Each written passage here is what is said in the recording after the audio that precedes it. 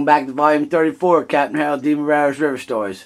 We last left the captain. He was 34 years old in 1970, and he's wolfing down po' boys with the Bollingers at Donald Bollinger's pool house. Take it away, Cap. Well, those guys were the greatest. I mean, they treated me so nice, unbelievable. You know, they not only did all the brothers, and from the top, they never talked down to you, nor did they talk down to their other people and their crews and everything. And it's pretty much a lot of Cajun talking around there. In my own place at B&B, those guys would get and start talking Cajun in front of me, I knew they were up to no good when they were saying these things, but I didn't know what it was, so I started trying to learn a little Cajun. And I asked Albert to teach me a little Cajun, and I learned things like, I said, teach me the Cajun word for bullshit. So when they're talking this stuff, I could just walk in and say, bullshit. And it was like, no, la mad de buff. That's Cajun for bullshit. And I learned that and a few other things, so that whenever they were talking like that in front of me, I'd go and then they would start saying, I think you know what we're saying.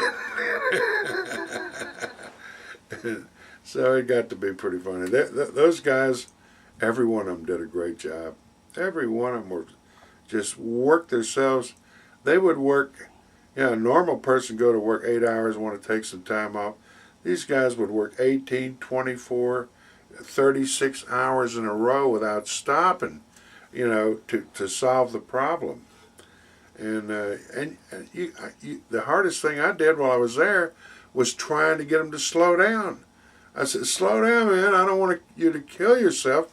And then they would work 36 hours repairing a barge engine, overhauling it right on the spot, and then they wouldn't stay at a motel. They didn't want to spend the company money. They would drive on back like 12, 13 hours back to Lockport.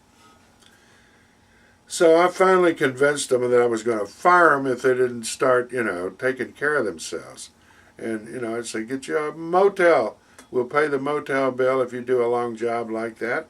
Don't kill yourself, because you do too good a job, and I don't want to lose you, Hard to replace help like that. Hard to replace them, man.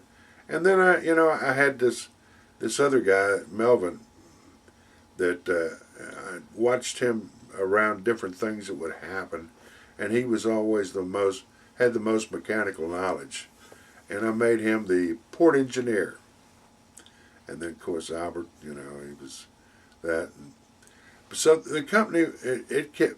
We started working, and one of the first things that happened was that we got some boats, a contract to tow some cargo over on the Warrior River, and Tom Bigby Warrior, and which is where I used to run. So we sent these boats over there, and it was high water, and they were scared to death. They didn't know what they were doing, so I got in the car, went over there and got on each one of the boats, made a couple of trips up and down during high water with them, and, taught them what they should be doing, how to handle a boat. They really didn't know how to handle a boat in current. They're used to handling a boat in a dead water canal, So, actually, I stayed over there too long because my boss called me up and says, what are you doing over there, He said, we need you back here to run this company. He says, you can't stay over there on that boat all the rest of the time, because I'd been over there almost a month. So, anyway, I figured that it felt like the guys knew what they were doing. So I came on back to the office and settled back in there. And then it was, the job was so easy. Once I got all good people working there, the job was so easy that I just, I joined the country club. They had a beautiful little 9-hole course, totally flat, a few little sprigs of trees, easiest course in the world. That's why I liked it so much. And I went down, took some golf lessons, got down to where I had about a 6 handicap. Well, so I had some good rounds, and I would go out to the country club, and every day I would leave my house, go to the office, have some coffee, and the coffee was this dark roast golden key coffee. That's all, and man, it was strong. And you get you a cup of that, and with a kind of a lot of milk in it or cream in it, and it wake you up. I guarantee it'd wake you up each morning. Then I would get all the positions of the boats, find out if there was any boat that was in trouble that needed something done to it, you know.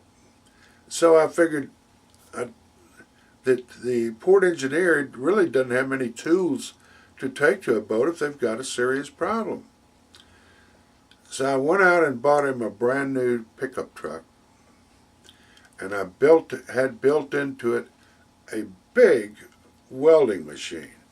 I mean, one that was capable of running cables down a couple of 100 feet down the riverbank to get on a boat and do some welding if he needed to do some welding. And he loved it, and it worked out great. And so I ended up with, Melvin was a great port engineer. And all the people I had working for me were doing a great job. They were doing so well, I'd go in there and spend about an hour or two in the morning, see if everything was okay, and then I was off to the country club, and I played golf the rest of the day. I used to have back then they didn't have walkie-talkies. I've got a couple of them on here, but they didn't have walkie-talkies back then. So I had a regular marine radio put in a suitcase, and it would like hook onto the battery on the golf cart. So I had a radio with me all the time, and we had a 24-hour radio watch down in our office. So no such thing as a cell phone, huh? No cell phones back then.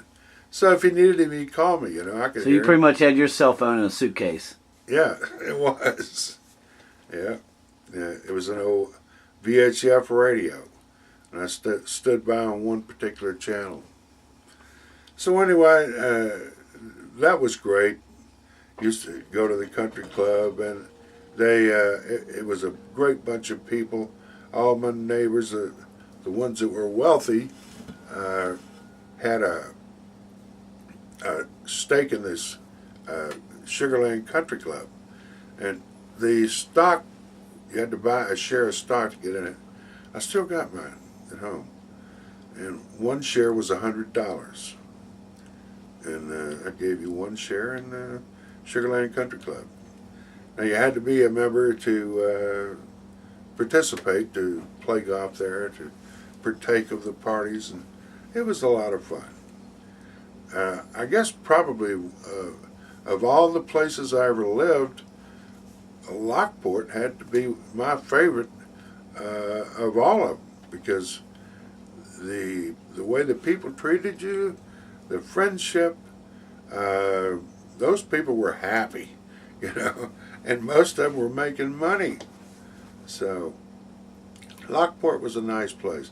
They had the Mardi Gras parades every year, and they started the Mardi Gras parades right across from my house was the public warehouse where they build the floats and keep them all year. So when they started the parade, it would start right at my front door. I was the first house going for Mardi Gras. So it was kind of a neat place to live. I liked living in Lockport. Okay, Cap, we'll wrap it up here, and we'll get back and finish up our story. Thanks for watching Captain Harold DeMarrero's River Stories, Volume 34.